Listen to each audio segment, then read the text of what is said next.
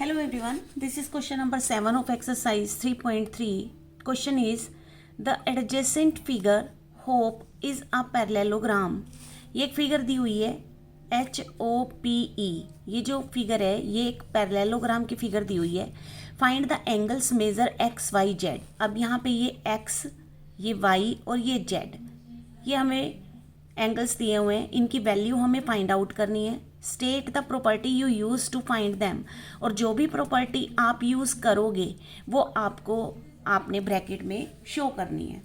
ठीक है, तो सबसे पहले हम इस फिगर पे फोकस करेंगे कि ये जो HOPE है इसमें हम सबसे पहले x पे फोकस कर लेते हैं कि x वैल्यू को फाइंड आउट करने के लिए, x वाले एंगल को फाइंड आउट करने के लिए हमें अब क्या करना पड़ेगा. तो हम देखते हैं कि ये x के सामने ये जो एंगल है इसका कोई नेम नहीं दिया हुआ, तो हम यहाँ पर नेम लिख लेते हैं. सबसे पहले हम इसे एंगल 1 दे देते हैं. ठीक है, अब यहाँ पर ये x ये जो एंगल x है ये एंगल 1 और x इक्वल होंगे, लेकिन हमें दोनों में से कोई भी एंगल नहीं पता. तो सबसे पहले हम एंगल 1 जो है फाइंड आउट कर सकते हैं. कैसे कर सकते हैं? क्योंकि ये दोनों एंगल मिलकर लीनियर पेयर बना रहे हैं. ये 70 डिग्री दिया हुआ है और ये स्ट्रेट लाइन पे दो एंगल हैं. तो दो एंगल जब स्ट्रेट लाइन पे होते हैं तो वो लीनियर पेयर होता है, यानी 180 डिग्री के इक्वल होंगे ये दोनों. तो यहाँ से हम एंगल 1 की वैल्यू फाइंड आउट कर लेते हैं सबसे पहले. So angle 1 plus 70 degree is equal to 180 degree. और ब्रैकेट में क्या लिख देंगे? Linear pair. सो एंगल 1 कितना हुआ? 180 डिग्री. और ये 70 इधर ट्रांसपोज करके लेकर आएंगे तो माइनस हो जाएंगे, तो ये आया 110 डिग्री. यानी एंगल 1 हमारे पास आ गया 110 डिग्री. तो हम यहाँ पर लिख देते हैं एंगल 1 की वैल्यू जो भी आई है ये आ गया 110 डिग्री. अब जब हमें एंगल 1 पता चल गया तो इसका मतलब x भी उतना ही होगा, क्योंकि opposite angles of a parallelogram are equal in measure. तो angle x is equal to angle 1. So angle x हुआ, यहाँ पे रीजन क्या लिख देंगे? Opposite angles of a parallelogram are equal. ठीक है, तो angle x is equal to कितना हो जाएगा?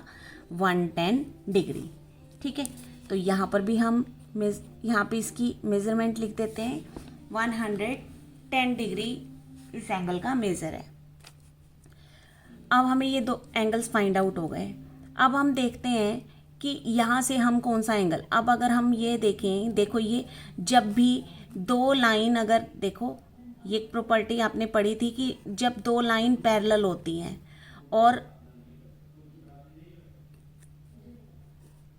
लेट्स सपोज कि ये दो लाइन पैरेलल हैं, यहाँ पे देखते हैं इसे, ये दो लाइन अगर पैरेलल होती हैं, ठीक है, और एक ट्रांसवर्सल लाइन जब इस लाइन को कट करती है, कोई भी ट्रांसवर्सल लाइन जब दो पैरेलल लाइन को कट करती है, तो यहाँ पे दो पैरेलल लाइन ये है, इसने ये ट्रांसवर्सल लाइन हो गई आपकी. तो यहाँ पर ये वाला एंगल और ये वाला एंगल, यानी कि जो हमारा जेड की फॉर्म में जो एंगल बनते हैं वो ऑल्टरनेट इंटीरियर एंगल्स होते हैं. और ऑल्टरनेट इंटीरियर एंगल्स एक दूसरे के इक्वल होते हैं. तो अब अगर हम यहाँ पे चेक करें, ये देखो ये बन रहा है ना जेड की फॉर्म में ये, तो इसका मतलब ये जो एंगल वाई है ये कितने डिग्री के इक्वल होगा? 40 डिग्री के, क्योंकि ये ऑल्टरनेट इंटीरियर एंगल्स हैं. तो ये भी हमारा कितने डिग्री का होगा? 40 डिग्री का. तो लिख देते हैं angle Y is equal to 40 degree और ब्रैकेट में लिख देंगे ऑल्टरनेट इंटीरियर एंगल्स. राइट, ये भी फाइंड आउट हो गया. अब रह गया हमारे पास जेड. अब जेड की वैल्यू फाइंड आउट करने के लिए हम एक से ज़्यादा प्रॉपर्टी भी यूज़ हो सकती हैं, आप जिस मर्जी प्रॉपर्टी से उस क्वेश्चन को सॉल्व कर सकते हैं। तो इसकी वैल्यू निकालने के लिए हम देखो एक प्रॉपर्टी तो ये लगा सकते हैं कि ये एंगल x और ये वाला पूरा एंगल h, यानी पूरा एंगल h मीन्स ये यहाँ से यहाँ तक का, यानी कि इसमें ये दोनों एंगल आ गए। तो इनका जो सम होगा वो 180 डिग्री के इक्वल होगा, क्योंकि ये दोनों पैरेललोग्राम के एडजेसेंट एंगल्स हैं, है ना। और एक प्रॉपर्टी हमारी क्या यूज़ हो सकती है, एक तो इस प्रॉपर्टी से निकाल सकते हैं कि एडजेसेंट एंगल का सम 180 डिग्री होता है। दूसरा हम इसे निकाल सकते हैं कि अगर हमारे पास ये दो पैरेलल लाइंस हैं, देखो ये दो पैरेलल लाइंस हैं, ठीक है, और ये जो लाइन है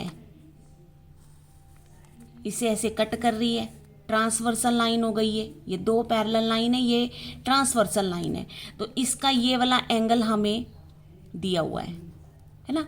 तो ये वाला एंगल दिया हुआ है, तो ये और ये वाला एंगल, ये एंगल, ये कौन से एंगल का पेयर हो गया, ये दोनों हो गए करस्पॉन्डिंग एंगल्स।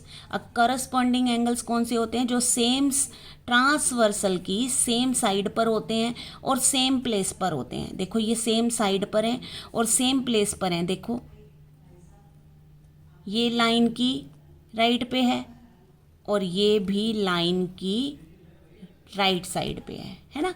तो ये करस्पॉन्डिंग एंगल्स हो गए। तो इसे हम दोनों तरीके से निकाल सकते हैं जेड की वैल्यू। चाहे तो आप एडजेसेंट सम से निकाल लें कि sum of adjacent angles of a parallelogram is one supplementary या 180 डिग्री के इक्वल, या फिर इसे करस्पॉन्डिंग। तो हम इसे करस्पॉन्डिंग एंगल्स के अकॉर्डिंग निकाल देते हैं। सो यहाँ पर